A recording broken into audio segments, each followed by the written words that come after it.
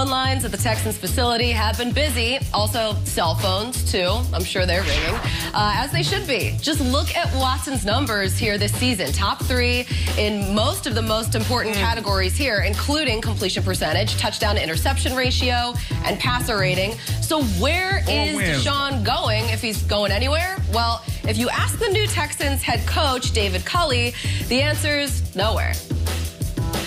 Deshaun Watson's a Houston Texan. He's a quarterback of the Houston Texans. And that's all that I was concerned about. And that's all I knew. And whatever was been said about what he wanted to do or he didn't want to do, all I know is this. Having been in this business this long, he is a Houston Texan. And I want him to be a Houston Texan. And the reason I'm in this position today is because I knew he's going to be a Houston Texan. Welcome to Houston, David Culley. All right, so Jeezy, how should this whole situation be handled with Deshaun Watson?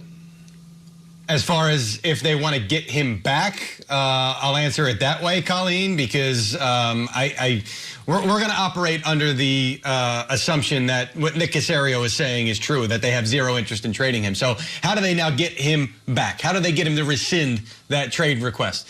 I actually think the coaching hires were a good start. I think David Culley's an excellent communicator and someone that Deshaun Watson has met in the past. They were together at the Pro Bowl.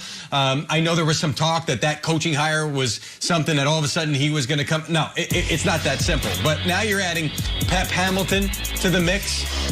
You're also adding on the other side of the football, Lovie Smith. And I think if Deshaun Watson gets some time with this coaching staff, I think he's going to feel really good about the gentlemen that they have brought in as members of this coaching staff. I think he will click with those guys. I think he will have a lot of respect for these guys. Now, we know, and I reported this, that there was no head coach that was going to be hired that would get Watson to rescind the trade request immediately because it wasn't about the coaches. It was about the higher-ups in the organization. It was about the culture that he's experienced the last couple of years. I think that's going to change a little bit as well. Now, Cal McNair is not going to sell the team, and Jack Easterby, they're planning on him being around. And we know that Watson has beef toward both of those guys, correct? But I think you're going to see a different front office. I think it's going to evolve. I think you're going to see some minority hires in the front office because Lord knows they could use them right now. And we know that Deshaun Watson, we know what he feels about social justice. We also know what a lot of other guys in that locker room feel when they look up at the front office and they do not see a front office that reflects what's in the locker room. I believe that is going to change. Again, Cal McNair is not selling the team, so maybe that's not going to be enough for Deshaun Watson. But I think all this combined, if you can get him back and have some conversations and he can feel like the culture is changing from the coaching staff on up, Mike Robb, I think maybe you got a shot to get him back in your building and feeling good about your building. You're absolutely right, Jeezy. And you said a name that I have some personal interest in, and I know really well, and that's Pep Hamilton.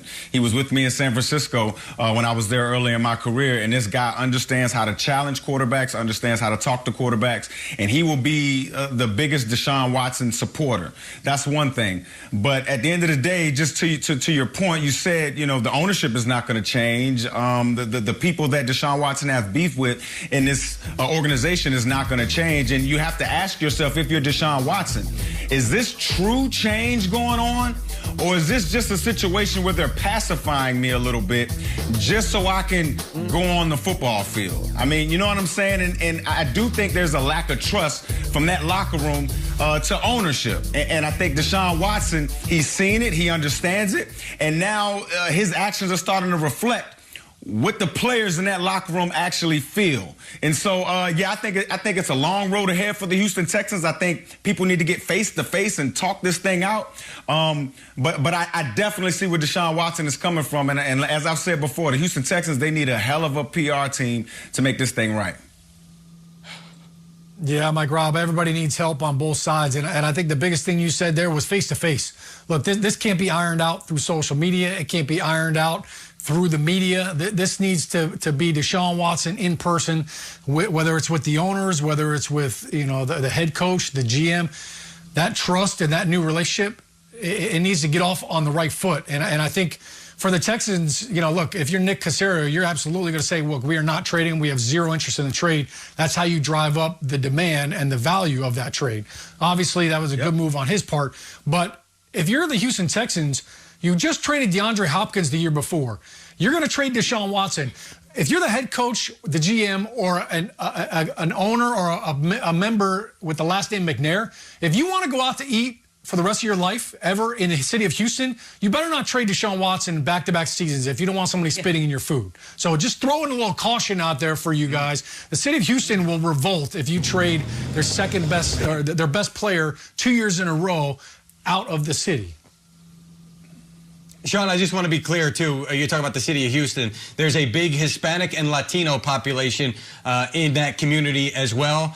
I'm talking about the front office and the entire organization evolving. My understanding is you're going to see a little bit more of that reflected in some higher up positions. Again, the average football fan, it's not going to be the general manager, but it's going to be folks who are making big decisions within the organization and interacting with the players on a day-to-day basis, Colleen. Doesn't come until the third round, 67th Well, you love to see it, and Mike Robb, that trust, it's going to take a while, I think, to build back, but you got to start somewhere, and at least right now it looks like... So you just heard Jeff Chadia talk about Tyreek Hill was tired of running.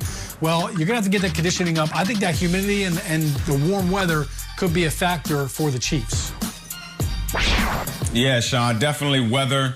Being down there in Tampa is a home field advantage. But to your point of being comfortable, I remember when we played in our Super Bowl in your locker room, Shaun, with the New York Giants. We used that locker room as our home locker room, and it took us a few days to kind of understand, where the hot tub was, where the cold tub was, the temperature of certain things, how the layout of the locker room was, and that takes some getting adjusting to. The Tampa Bay Buccaneers, they won't have to adjust to that. They'll have access to their locker room before the game. They'll be able to go and lift weights or do all the pre-prep things that get you ready for a Super Bowl. And then on top of that, I mean, just being comfortable, being able to sleep at home all week leading up to the game. Now, I know Kansas City, they won't get there until later on in the week, so you won't have that type of an advantage. But just being able to be at home, you don't have to travel, right? You don't have to fly, no swelling from your knees and ankles and joints like that while you're traveling. So I do think it is an advantage for the Tampa Bay Buccaneers being at home, being yet a small one.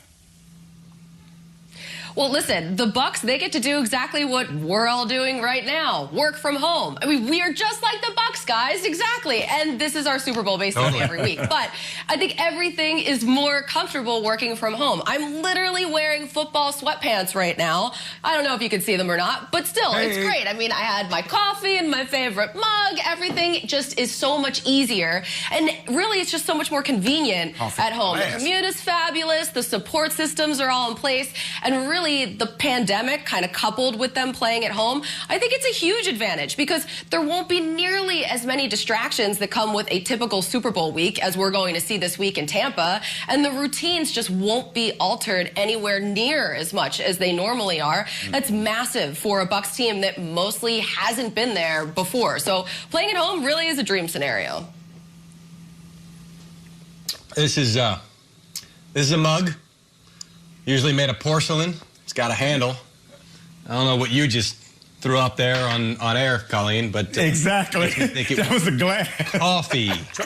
Try not to steal it. La Colombe, guys. La Colombe. Yes.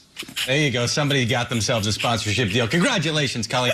Shaun O'Hara, I go back to your point about the weather. You can, listen, Tampa Bay went up to Green Bay and they won up there. Cold weather teams have gone down to Tampa in the playoffs and won. In fact, the last playoff game in Tampa was won by the New York Giants, who won that game despite the fact that they were missing their most important player that day. It was their starting center.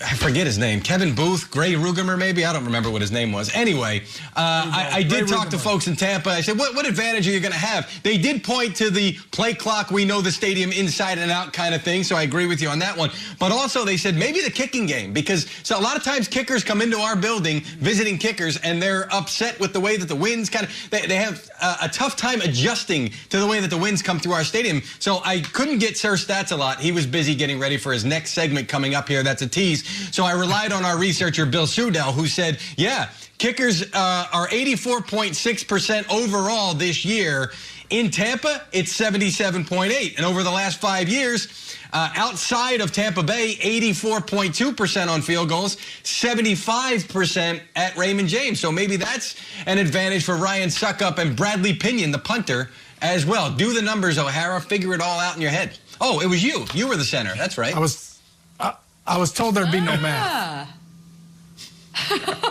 By the way, listen, I do have mugs in this household, and this one's my favorite one. It says, "The world is falling apart around us," and I'm dying inside. Moira Rose from Schitt's Creek. You guys should check it out if you want a great show to watch. Other than this one, of course, and we have way more coming your way.